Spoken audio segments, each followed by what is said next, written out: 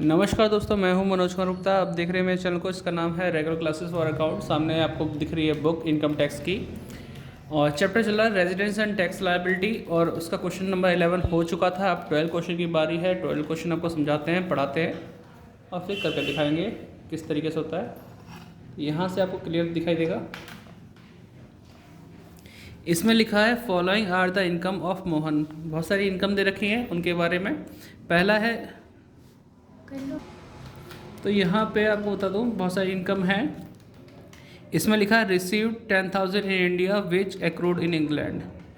अब यहाँ पे आपको जवाब देना है कौन से किस में आएगा। तो आप भी सोचिए, इंग्लैंड में कमाया, इंडिया में रिसीव हुआ, तो ये तीनों में ऐसा आएगा। ठीक है, तो वहाँ पे 10,000 की अमाउंट तीनों में डाल सकते हैं आप। पहले आप समझ लीजिए, फिर इसे करा हुआ दिखाऊंगा मैं आपको। फिर 20,000 earn in India but received in England. India में अर्न किया और रिसीव हुआ इंग्लैंड में, ये भी तीनों में आएगा। ठीक है, फिर तीसरा पॉइंट समझाते हैं आपको। 10,000 were earn and received in Africa but brought to India. Brought to India वाले को इग्नोर मानना, इसका कोई मतलब नहीं है। Brought to India, send to India, ठीक है, इसका मतलब नहीं है। अगर इंडिया में रिसीव होता तो मैं मानता कि रिसीव हुआ है, अदरवाइज इसको इग्नोर करो। तो 10,000 were earn and received in Africa. Africa में कमाए, अफ्रीका में ही मिले, इंडिया में भेजा, इससे मतलब नहीं है। ठीक है, तो सिर्फ फर्स्ट वाले में यस, बाकी दो में नो।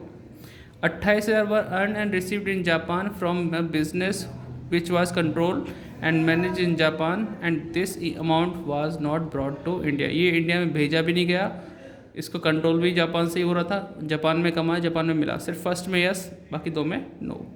16,000 रुपये was an untaxed foreign income of some earlier year which was brought to in India in the previous year. ये भी आपका पास्ट अनटैक्स इनकम है, ये कहीं नहीं आएगा, डैश डैश डैश कर देंगे। लेकिन यहाँ पे आंसर ये बोला गया कौन सा कहाँ आएगा, लेकिन हम आपको सॉल्व करके दिखाएंगे पूरा पूरा, तीनों के लिए बताना है आपको। तो अब सोल्यूशन दिखाते हैं इसका।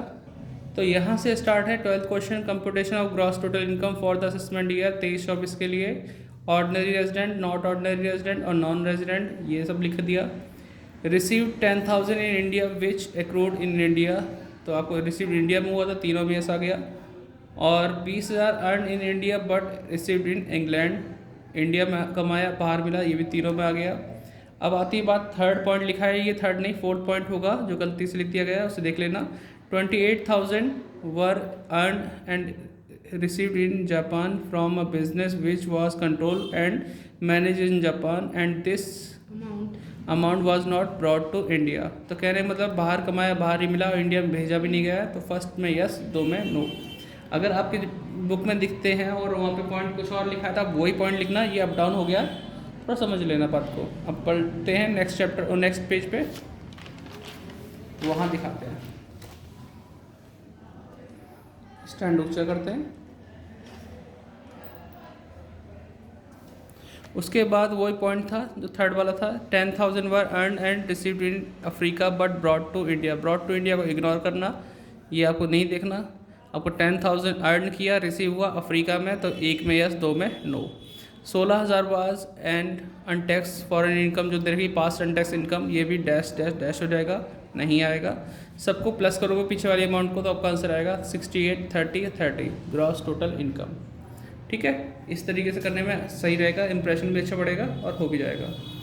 ठीक है, तो आपको वीडियो अच्छी लगी बताना कमेंट करके कैसे लगा। और अगर कोई ना समझ में आया तो पिछली वाली प्लेलिस्ट भी देख सकते हो, वहाँ ज़्यादा समझ में आ सकता है, उसको भी देखो।